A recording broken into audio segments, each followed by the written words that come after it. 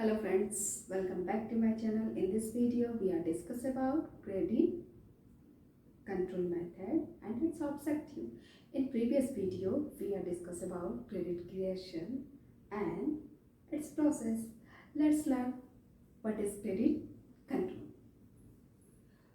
A credit control to regulate the economy of money and credit in the economy, to regulate the supply of money and credit in the economy, right. इसका मतलब क्या है? इसका मतलब ये है कि जब हमारे इकोनॉमी में मनी सप्लाई का सर्कुलेशन ज़्यादा हो जाता है तो इन्फ्लेशन होता है।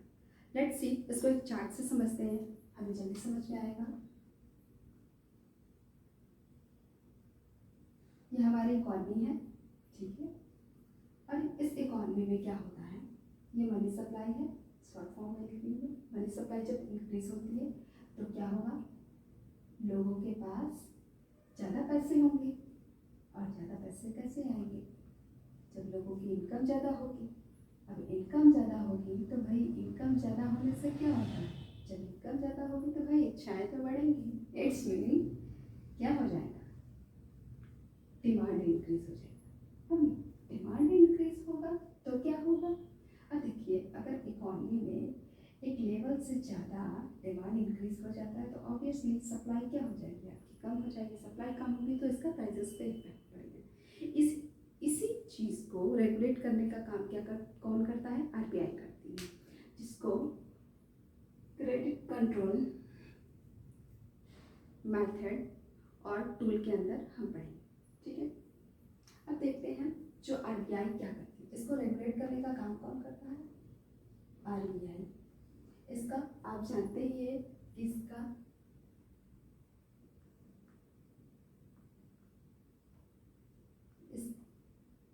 स्थापना कब हुआ है? 1935, ठीक है। और ये क्या करती है कि इसको क्या बोलते हैं? Banker of bank. ये बैंकों का बैंक कहलाता है। ये सारे बैंकों के लिए, इंडिया में जितने सारे बैंक है सबके लिए क्या करती है? रूल एंड रेगुलेशन बनाती है, ठीक है। तो अभी हम क्या देखते हैं, पहले हमारा मोटिव क्या है, primary objective, means credit control करने के प्राइमरी ऑब्जेक्टिव क्या होते हैं।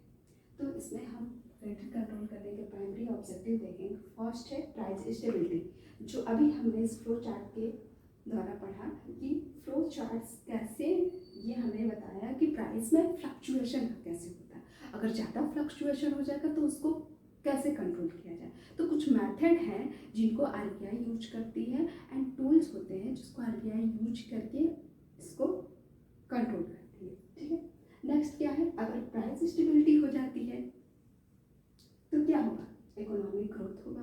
और यही तो हम चाहते हैं कि हमारी इकोनॉमी की ग्रोथ अच्छी हो, ठीक है। अगर इकोनॉमी की ग्रोथ हमारी अच्छी हो जाएगी तो क्या होगा, फुल एम्प्लॉयमेंट होगा। फुल एम्प्लॉयमेंट का मतलब है कि जितने भी इनपुट है या रिसोर्सेस हैं इकोनॉमी में वो सारे आउटपुट प्रोसेसिंग में लगे होंगे। मीन्स कि सारे संसाधन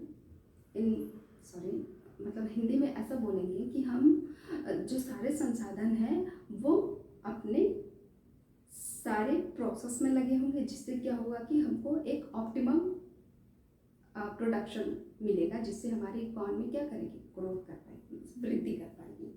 अब है लास्ट है इसका एक्सचेंज रेट स्टेबिलिटी। अब एक्सचेंज रेट क्या होता है ये तो आपको मैं इन शॉर्ट में बताती हूँ। एक्सचेंज रेट क्या होता है, जब एक करेंसी को दूसरे करेंसी में किसी रेट के अकॉर्डिंग चेंज किया जाता है तो उसको हम एक्सचेंज रेट बोलते हैं। और ये एक्सचेंज रेट स्टेबिलिटी मतलब इसका स्थायित्व करने का काम कौन करता है, वो भी आरबीआई करता है। मीन्स एक करेंसी को दूसरी करेंसी में चेंज करना, और वो जिस रेट पे चेंज होता है उसको एक्सचेंज रेट कहते हैं। आई होप आपको क्लियर हो गया होगा, ठीक है।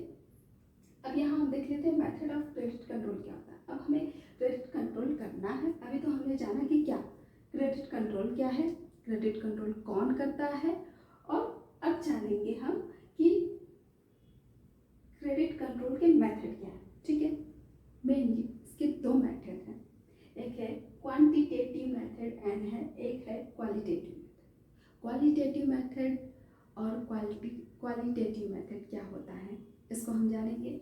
क्वालिटेटिव मेथड में क्या है, इसका पहले एम देखेंगे। क्वालिटेटिव मेथड का एम क्या होता है, क्वांटिटेटिव मेथड का, सॉरी। फिर इसमें क्या होता है कि कंट्रोल ओवरऑल क्रेडिट, मतलब जितने भी क्रेडिट होते हैं इस पर क्या करते हैं, ओवरऑल कंट्रोल करते हैं, ठीक।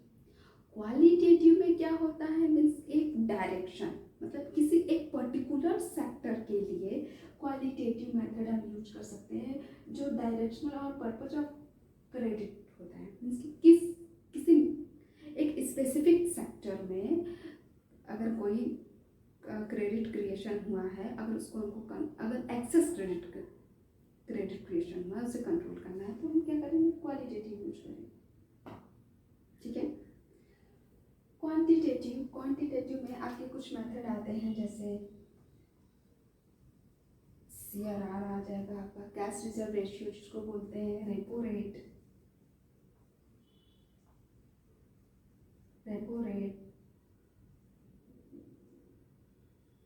रिवर्स रेपो रेट, जस्ट इसका अपोजिट होता है। नेक्स्ट वीडियो में हम इसके मेथड्स के बारे में अच्छे तरीके से पढ़ेंगे। हमें क्वालिटेटिव में देख लेते हैं। क्वालिटेटिव में क्या होता है, इसमें सेलेक्टिव मेजरमेंट कुछ आते हैं, ठीक है।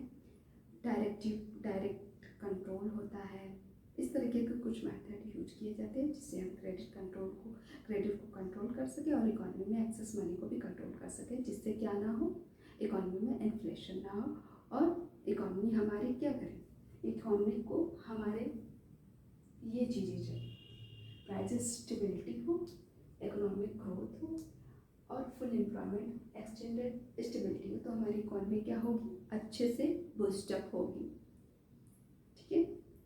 I hope you are enjoying this video. Thank you.